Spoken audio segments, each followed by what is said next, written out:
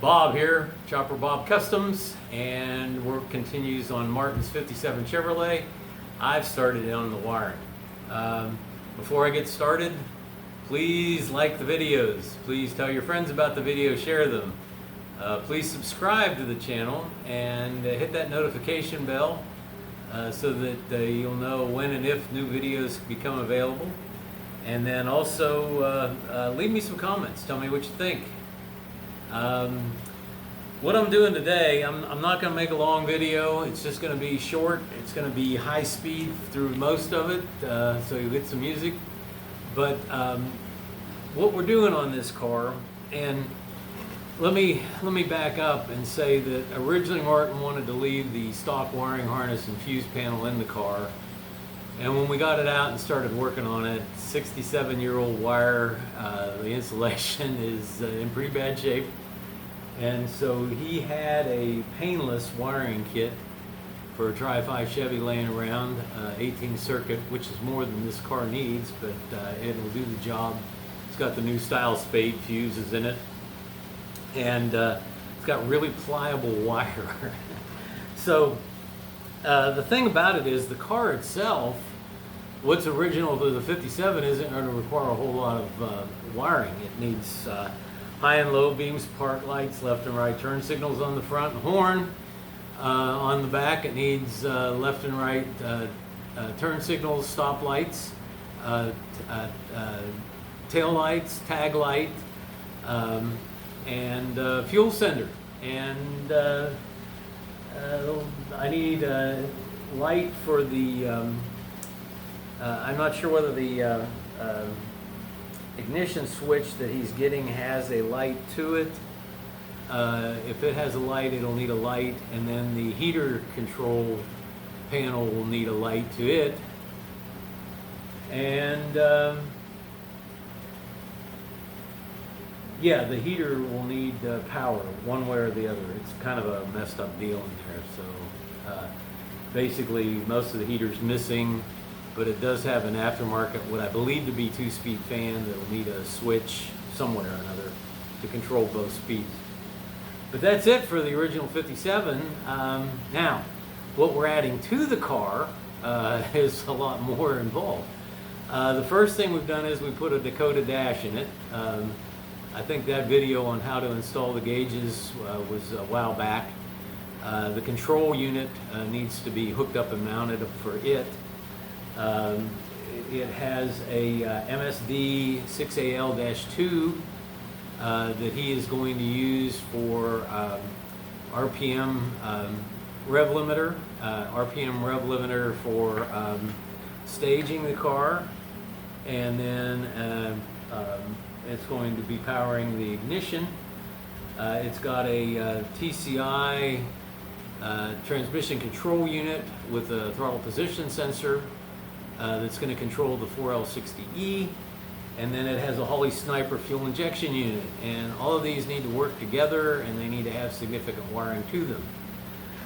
So with that said, the MSD box, MSD has apparently changed their instructions. It used to be that MSD wanted you to run their large hot and large ground directly to the battery.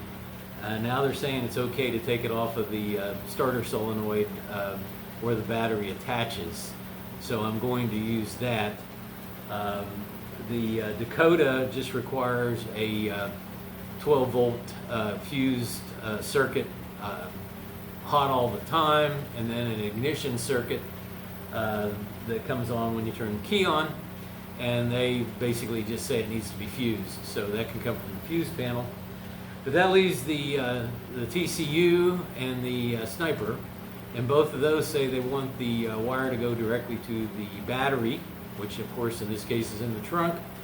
And they also are very concerned about noise, electronic noise, electrical fields from one wire inducing a current into another wire. And so to that end, at least one of the instructions someplace says that they want the wires to cross or twist as they go to their destination. And so what I've done is I've gone ahead and set up the 16 gauge wire for the TCU, And then the sniper says they want 12 gauge wire. I've got 10 gauge wire set up for it. And what I'm going to do is I'm going to do a 4-strand braid. I actually had to look this up, got it off of a craft site. So if you're curious how to do a 4-strand braid, you can either look up the craft site or you can watch what I've done here. Basically, I measured, I'm going to need roughly 15 feet from the battery to the MSD box. I think I'll probably need a little less than that for the sniper, but I figure I'll just go ahead and make the wire. I can trim it to length, you know, a foot here or there. Doesn't make that much difference, as long as you have more than you need, rather than not as much as you need.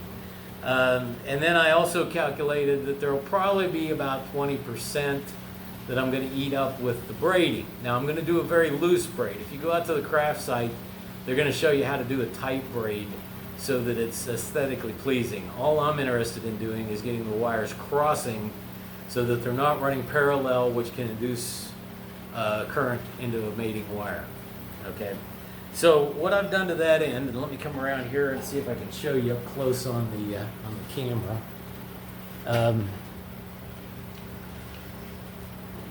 What I've done is I have zip tied the wires together, and I've alternated red, black, red, black.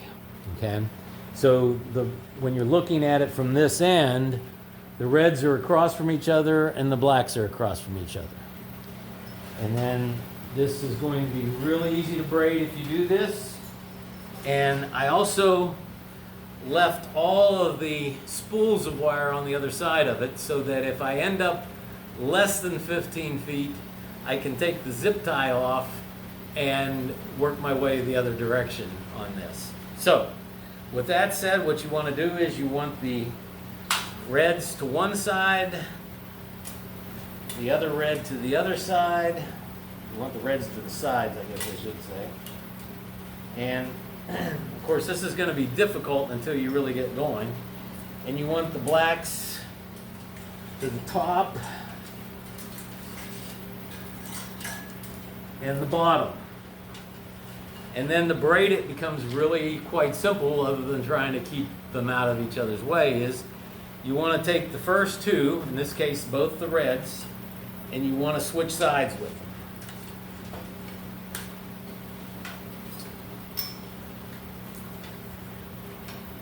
And with that done, then you want to do the same thing now with the blacks.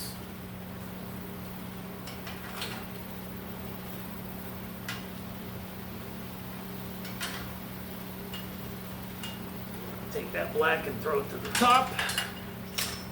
We're going to take this black and run it to the bottom.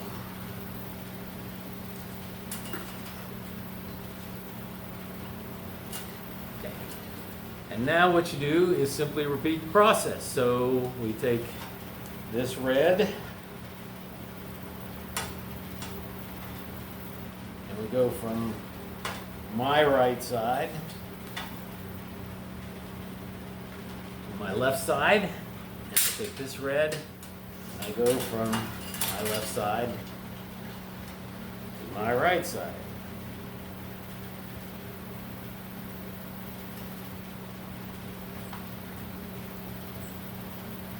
And my hope is that this goes on, it'll become less cumbersome.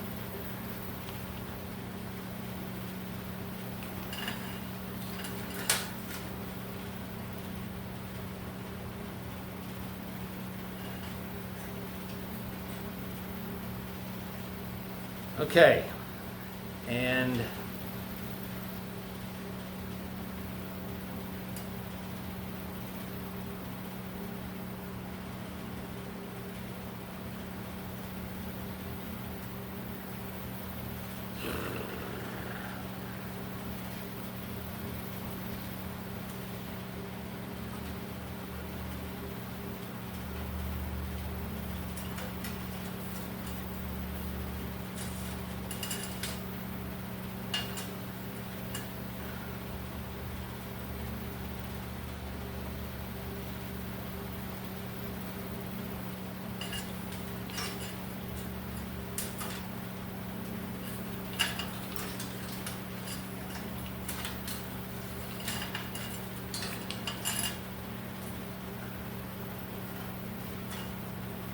So now we just repeat the process many, many times and cue the music.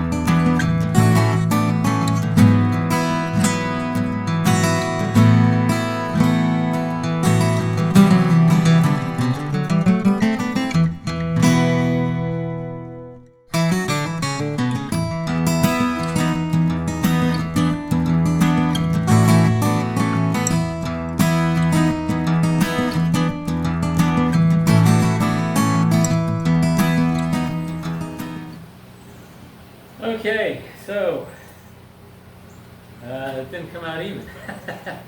I can't imagine why.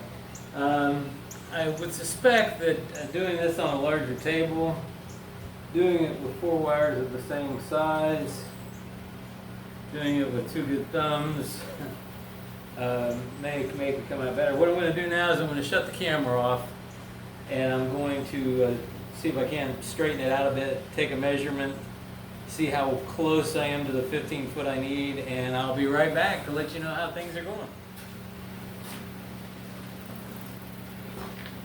Okay, didn't straighten out that easy, but it actually isn't too unstraight.